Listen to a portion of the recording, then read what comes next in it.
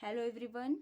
हमने BHU entrance exam MA sociology 2016 के questions part 1 के वीडियो में सॉल्व किए थे और कुछ क्वेश्चंस के आंसर हम आज के पार्ट 2 के वीडियो में देखेंगे, जो कि नेट जेआरएफ एंड सोशियो से रिलेटेड जितने भी एग्ज़ाम हैं उनके लिए बहुत यूज़फुल हैं। चलिए देखते हैं। टायलर के धर्म के सिद्धांत को कहा जाता है आत्मावाद या जीववाद। निम्न में से कौन जनजातीय धर्म का लक्षण नहीं है? मंदिर। मैक्स मूलर के धर्म का सिद्धांत जाना जाता है प्रकृतिवाद। जाति की उत्पत्ति का प्रजातीय सिद्धांत विकसित किया है रिजले। लुई ड्यूमा होमो हायरार्किस जिस सिद्धांत का प्रतिपादन किया वह है संपूरकता और पृथकता का संरचनात्मक सिद्धांत। कास्ट ओल्ड एंड न्यू के लेखक हैं आंद्रे बेते। किसने एक विवाह को सार्वभौमिक माना है? वेस्टरमार्क। पलायन विवाह एक प्रकार है जनजातीय विवाह का। The history of human marriage नामक पुस्तक के लेखक कौन है? वेस्टरमार्क। निम्नलिखित में से कौन संयुक्त परिवार की विशेषता नहीं है? सीमित आकार। निम्न में से कौन सा उत्तर सही है? ओक्का एक परिवार है। Joint family in urban setting पुस्तक के लेखक एडी रॉस। परिवार एवं नातेदारी का क्षेत्रीय अध्ययन किसने किया? इरावती कर्वे। रिश्तेदारों के अंतर्वैयक्तिक संबंधों को कौन सी विशेषता संचालित करती है? नातेदारी व्यवस्था। वैश्विक ग्राम का विचार किसने दिया? मार्शल मैकलुहन।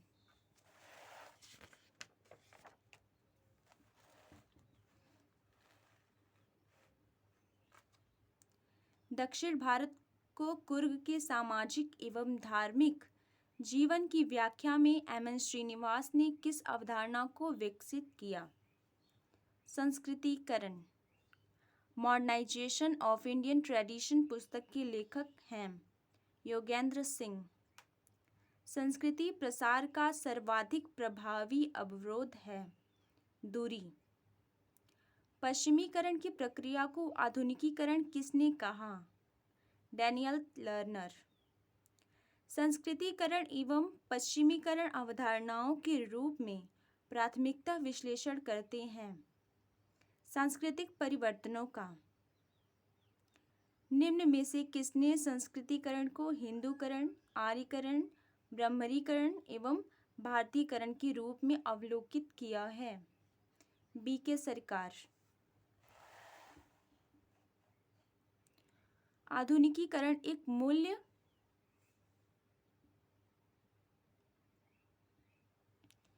मूल्य भारित अवधारणा है। निम्न में से यह मत किसका है? एम.एन. श्रीनिवास। सभी देश जनसांख्यिकी संक्रमण की विभिन्न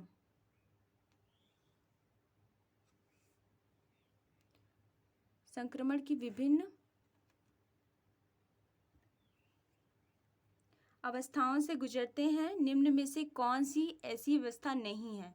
इष्टतम अवस्था। हरित क्रांति संबंधित है कृषि विकास से।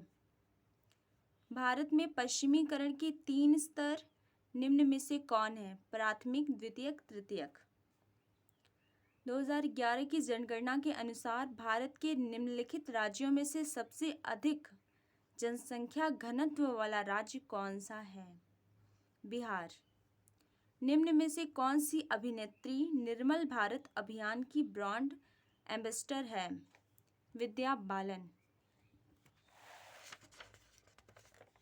विद्या बालन को तो सभी जानते हैं। किस वर्ष राजा राम मोहन रॉय ने ब्रह्म समाज की स्थापना की? 1828। राजा राम मोहन रॉय की गतिविधियों का मुख्य क्षेत्र कहाँ था? बंगाल। हरिजन शब्द किसने दिया? महात्मा गांधी। सती प्रथा के विरुद्ध किसने आंदोलन चलाया? राजा राम मोहन रॉय। संरक्षता का सिद्धांत प्रस्तुत किया है? महात्मा गांधी जी ने। गांधी जी की सर्वोदय की विचारधारा किससे प्राप्त हुई? John Ruskin. महामना मदन मोहन मालवीय का आविर्भाव किस वर्ष हुआ? 1861। अभ्युदय नामक समाचार पत्र का संपादन किसने किया? मदन मोहन मालवीय जी ने।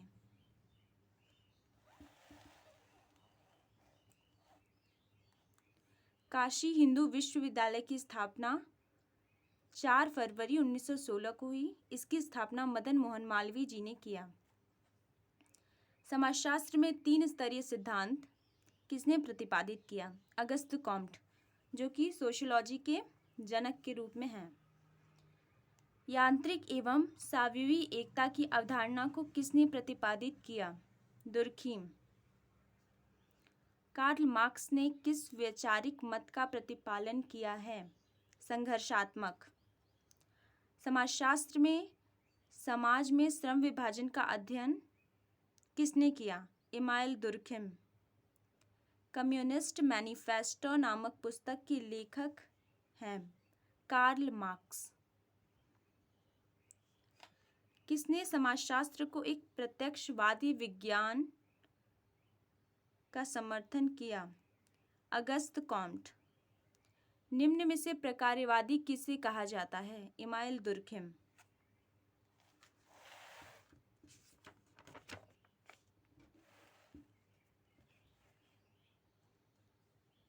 सत्ता के 3 प्रकार अर्थात परंपरात्मक, तार्किक, वैधानिक तथा चमत्कारिक किसने प्रतिपादित किया? Max weber.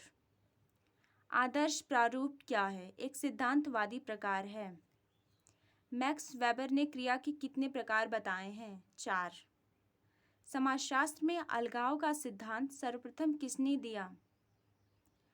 Karl Marx. The poverty of philosophy 1847 पुस्तक के लेखक हैं? Karl marks.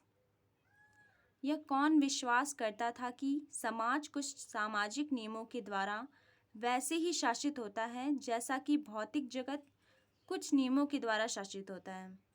Auguste Comte. The positive philosophy पुस्तक के लेखक कौन है? Auguste Comte.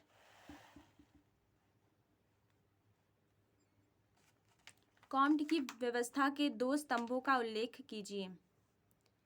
सामाजिक गत्यात्मकता एवं सामाजिक स्थैतिकी। कॉम्ट के अनुसार हमारे ज्ञान की प्रत्येक शाखा 3 अलग अलग सैद्धांतिक दशाओं से गुजरती है। किस एक का उल्लेख उसने नहीं किया है? छिछला।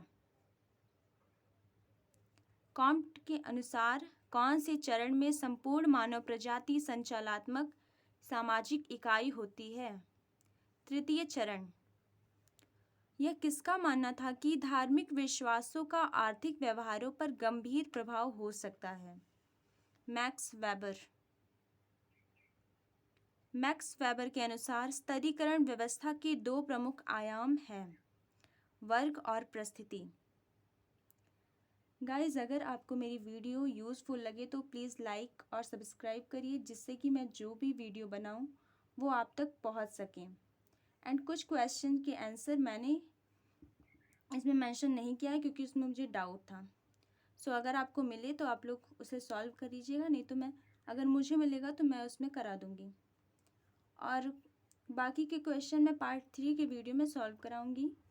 Thank you.